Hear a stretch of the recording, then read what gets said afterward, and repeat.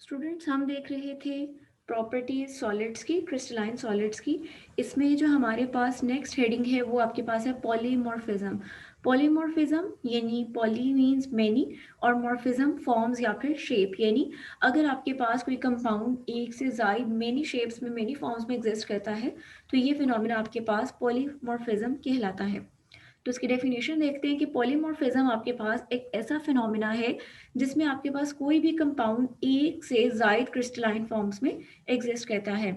तो ये जो कंपाउंड होते हैं जो कि एक से ज़ायद क्रिस्टलाइन फॉर्म में एग्जिस्ट करते हैं उनको आप नाम देते हैं पॉलीमॉर्फिक। और ये जो आपके पास फॉर्म्स हैं वो क्या कहलाती हैं? पॉलीमॉर्फ्स कहलाती हैं। और ये फिनोमिना क्या कहलाएगा? पॉलीमॉर्फिज्म कहलाएगा। उसके बाद आता है कि हमारे पास जो पॉलीमॉर्फ्स होते हैं उनकी केमिकल प्रॉपर्टी सेम होती हैं। उसकी रीज़न क्या है? क्योंकि ये एक ही तरह के एटम्स के मिलकर बने होते हैं, ये एक ही कंपाउंड की बात हो रही होती है, लेकिन ये किस में डिफर करते हैं? उनकी फिजिकल प्रॉपर्टीज़ जो है वेरी करती हैं, क्योंकि उनके अंदर एटम्स की अरेंजमेंट डिफरेंट होती है। और ये डिफरेंस क्यों है फिजिकल प्रॉपर्टी में? क्योंकि उनकी स्ट्रक्चरल अरेंजमेंट पार्टिकल्स की डिफर करती है। एग्जाम्पल देखते हैं, हमारे पास सिल्वर नाइट्रेट, इसकी दो क्रिस्टलाइन फॉर्म्स हैं, रोम्बोहिड्रल और ऑर्थोरोम्बिक। और इस तरह अगर हम कैल्शियम कार्बोनेट देखें तो इसकी हमारे पास दो क्रिस्टलाइन फॉर्म है, ट्राइगोनल एंड ऑर्थोरोम्बिक। तो ये दोनों फॉर्म्स देखा जाए, अगर आप सिल्वर नाइट्रेट की बात करें तो ये केमिकली चाहे वो रोम्बोहिड्रल हो या ऑर्थोरोम्बिक हो, वो सिल्वर नाइट्रेट ही है, इसलिए उसकी केमिकल प्रॉपर्टीज सेम है लेकिन उसकी फिजिकल प्रॉपर्टीज डिफर करेंगी। इसी तरह अगर आप कैल्शियम कार्बोनेट देखें तो चाहे वो ट्राइगोनल फॉर्म में है या चाहे वो ऑर्थोरोम्बिक फॉर्म में है, स्टिल वो कैल्शियम कार्बोनेट ही है। तो उसकी केमिकल प्रॉपर्टीज सेम होंगी लेकिन फिजिकल प्रॉपर्टीज वेरी करेंगी। नेक्स्ट हमारे पास आता है एलोट्रॉपी। एलोट्रॉपी आपके पास क्या है? The existence of an element in more than one crystalline form is known as allotropy and these forms of the elements are called allotropes और एलोट्रॉपिक फॉर्म्स। अगर आपके पास कोई एलिमेंट एक से ज़ायद क्रिस्टलाइन फॉर्म में एग्जिस्ट करे तो आपके पास वो एलिमेंट कहलाता है कि उसकी जितनी भी फॉर्म्स हैं वो आपस में एक दूसरे के क्या हैं? एलोट्रॉप्स हैं। और ये फिनोमिना आपके पास एलोट्रॉपी कहलाता है। अब यहाँ पर एक चीज़ माइंड में रखिए कि एलोट्रॉपी किसके लिए है? एलिमेंट का एक से ज़ायद क्रिस्टलाइन फॉर्म में एग्जिस्ट करना। और जो आपने ऊपर प्रॉपर्टी पढ़ी है पॉलीमॉर्फिज्म, वो किसके लिए है? वो कंपाउंड के लिए है। अगर कंपाउंड एक से ज़ायद क्रिस्टलाइन फॉर्म में एग्जिस्ट करेगा तो फिनोमिना पॉलीमॉर्फिज्म है। अगर कंपाउंड की बजाय अगर आप एलिमेंट की बात कर रहे हैं तो अगर एलिमेंट एक से ज़ायद क्रिस्टलाइन फॉर्म में एग्जिस्ट करता है तो फिर ये फिनोमिना क्या कहलाएगा? एलोट्रॉपी कहलाएगा। अब हमारे पास कौन कौन से एलिमेंट्स जो एलोट्रॉपी शो करते हैं, यहाँ कुछ एग्जांपल्स दी गई हैं। उनमें सल्फर है, फास्फोरस है, कार्बन है, टिन है। सल्फर की अगर आप बात करें तो इसकी क्रिस्टलाइन फॉर्म्स आपको दी गई हैं, रोम्बिक, मोनोक्लिनिक। कार्बन की दी गई हैं क्यूबिक, यानी जो डायमंड है वो क्यूबिक फॉर्म में होता है। और ग्रेफाइट जो है वो हेक्सागोनल फॉर्म में होता है। इसी तरह अगर हम टिन की बात करें तो आपके पास ग्रे टिन भी हो सकता है, वाइट टिन भी हो सकता है। ग्रे टिन क्यूबिक होता है और वाइट टिन टेट्रागोनल होता है। नेक्स्ट हमारे पास टर्म आती है ट्रांजिशन टेम्परेचर। ट्रांजिशन का मतलब होता है चेंजिंग आना। तो वो टेम्परेचर जिस पे आपके पास दो क्रिस्टलाइन फॉर्म किसी भी एक सब्सटेंस की एट अ टाइम एग्जिस्ट कर सकती हैं इक्विलिब्रियम में, वो टेम्परेचर ट्रांजिशन टेम्परेचर कहलाता है। अगर आप टेम्परेचर इससे अबव या बिलो लेके जाते हैं तो फिर आपके पास कोई एक ट्रांजिशन फॉर्म एग्जिस्ट करती है। At this temperature, one crystalline form of a substance changes to the another. अब जैसे आप ये देख सकते हैं, आपको दिया गया है ग्रे टिन और यहाँ पे आपको इससे कन्वर्ट हो रहा है ये वाइट टिन में। अगर आप इसके ऊपर देखें तो आपके पास जो एरोस प्लेस किए गए हैं वो रिवर्सिबल हैं। और अगर आप देखें तो इसके ऊपर टेम्परेचर क्या दिया गया है? 13.2 डिग्री सेल्सियस।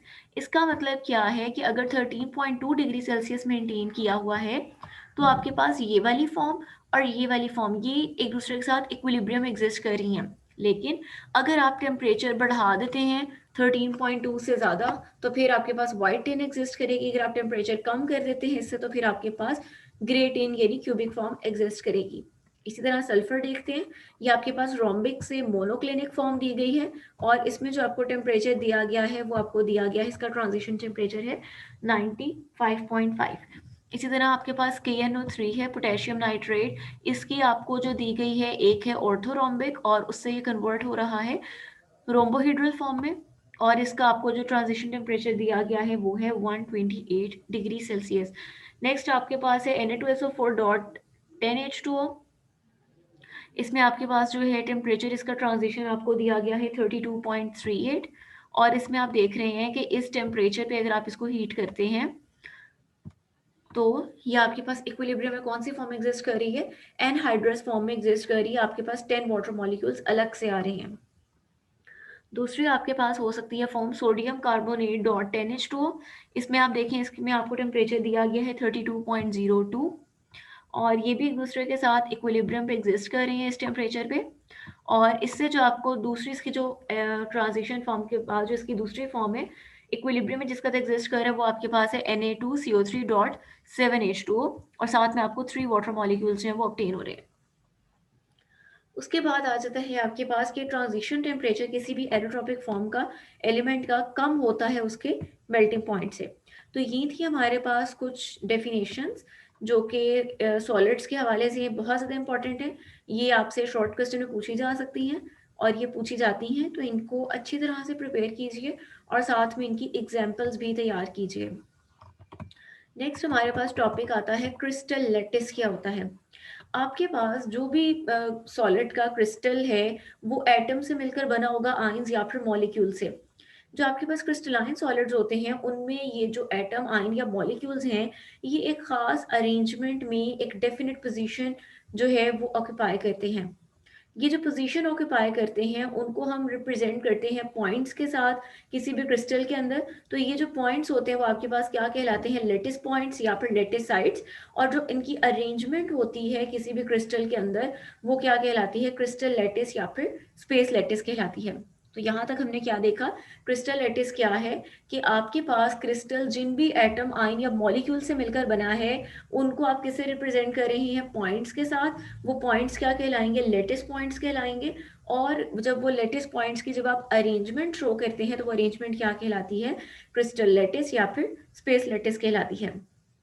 तो डेफिनेशन क्या है, क्रिस्टल लेटिस क्या है, इट इज एन अरे of points representing atoms, ions or molecules of a crystal arranged at definite sites in a three-dimensional space। यानी आपके पास जो भी ग्रुप ऑफ एटम्स, आयंस या मॉलिक्यूल्स हैं जिनको आप रिप्रेजेंट कर रहे हैं किसी स्पेसिफिक पॉइंट के साथ, उनकी पोजीशन को रिप्रेजेंट कर रहे हैं, तो जब वो थ्री डायमेंशनली खुद को डिफरेंट साइट्स पर अरेंज करते हैं तो वो आपके पास क्या कहलाता है, क्रिस्टल लैटिस कहलाता है। जैसे यहाँ पर आप देख सकते हैं ये आपको एक क्यूबिक क्रिस्टल लैटिस दिया गया है। जो पॉइंट्स हैं वो क्या रिप्रेजेंट कर रहे हैं कि ये कोई ना कोई एटम, आयंस या मॉलिक्यूल्स है। और जब ये पॉइंट्स एक डेफिनेट पैटर्न में अरेंज हो गए तो ये आपके पास क्या आ गई, एक क्रिस्टल लैटिस आपको ऑब्टेन हो गया। नेक्स्ट हमारे पास आता है कि यूनिट सेल क्या होता है।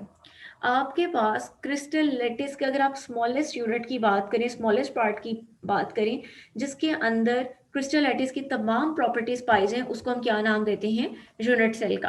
तो आपके पास क्रिस्टल लैटिस का स्मॉल पार्ट जिसके अंदर तमाम फीचर्स मौजूद हैं पूरे क्रिस्टल के, उसको आप क्या नाम देते हैं, यूनिट सेल का नाम देते हैं। इसका मतलब ये है कि आपके पास एक यूनिट सेल जो है वो क्या होता है, स्मॉलेस्ट ब्लॉक या ज्योमेट्रिकल फिगर होती है जिससे आप तमाम क्रिस्टल की प्रॉपर्टीज को स्टडी कर सकते हैं। अगर आप उन्हीं यूनिट सेल्स को रिपीट रिपीट करते जाएं तो आपके पास पूरा जो सॉलिड का क्रिस्टल है वो ऑब्टेन हो जाता है। It shows the structural properties of the given crystal.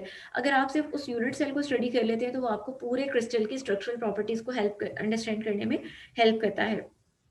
इसके अलावा आप अपने उस क्रिस्टलाइन सॉलिड के बारे में तमाम इंफॉर्मेशन उसकी हेल्प से ले सकते हैं। उसके बाद आ जाता है आपके पास के, अगर हम यूनिट सेल्स की बात करें तो इसको अंडरस्टैंड करने के लिए हमारे पास डिफरेंट पैरामीटर्स हैं। एक पैरामीटर हो सकता है उसकी लेंथ के लिहाज से और एक हो सकता है उनके एंगल्स के लिहाज से। तो ये 6 पैरामीटर्स जो हैं वो आपको नीचे फिगर 4.14 में शो किए गए हैं। इसमें आप देख सकते हैं कि हमारे पास ये आपके पास फॉर एग्जांपल एक यूनिट सेल दिया गया है और इसमें अगर आप देखें, अब आप इसको देख सकते हैं कि ये यूनिट सेल है और ये जो आपके पास था ये ऊपर वाला ये क्रिस्टल लैटिस था। अब अगर आप इसमें से एक इस तरह के स्ट्रक्चर को कंसीडर कर लेते हैं जैसे फॉर एग्जांपल ये वाला आपके पास स्ट्रक्चर है, ठीक है, जो कि उसकी बैक साइड पर ये मौजूद है। अगर आप इस तरह पूरी एक फॉर्म को कंसीडर कर लेंगे तो ये अब आपका क्या है, यूनिट सेल है। यानी अगर आप इस पूरे क्रिस्टल में से इस यूनिट सेल को अंडरस्टैंड कर लेते हैं तो इसकी तमाम की तमाम प्रॉपर्टीज क्या होंगी, क्रिस्टल वाली होंगी। अच्छा, अब हम इसमें देखते हैं कि आपके पास जो इसकी साइड्स हैं वो 3 साइड्स हैं। इसमें से आपके पास जो साइड्स जो है एक्स एक्सिस के अलोंग है उसको हमने नाम दे दिया, ए से रिप्रेजेंट कर दिया।